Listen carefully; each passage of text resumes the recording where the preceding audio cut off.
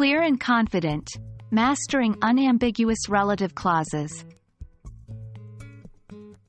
Hello, and welcome back to our English grammar journey.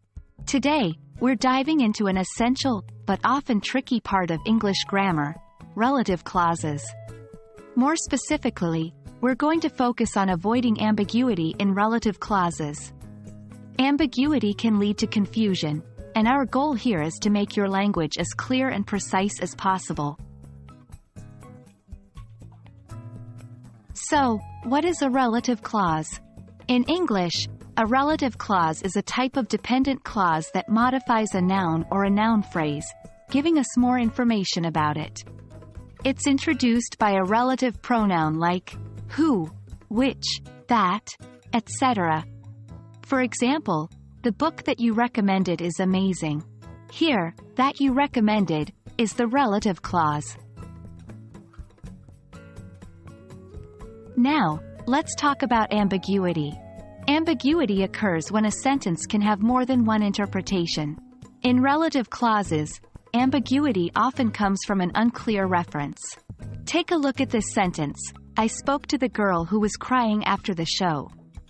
The relative clause, who was crying, can refer to the girl or the show. So, who was crying? The girl or the show? Here, we encounter ambiguity. Here's the main event. How do we fix ambiguity and create unambiguous relative clauses? The secret lies in clarity and proximity. The relative clause should be as close as possible to the noun it modifies, and you might have to rearrange your sentence a bit to achieve this. Consider our previous sentence. If we mean the girl was crying, we could say, I spoke to the girl who was crying after the show. But if we mean the crying happened after the show, we might rewrite it to, after the show, I spoke to the girl who was crying. Another technique is using a comma. Commas can separate your relative clause from the rest of the sentence, providing more clarity. For instance, the woman, who was wearing a red dress, left the party early. Here, the comma helps clarify that the woman, not the dress, left the party early. And that's a wrap on unambiguous relative clauses.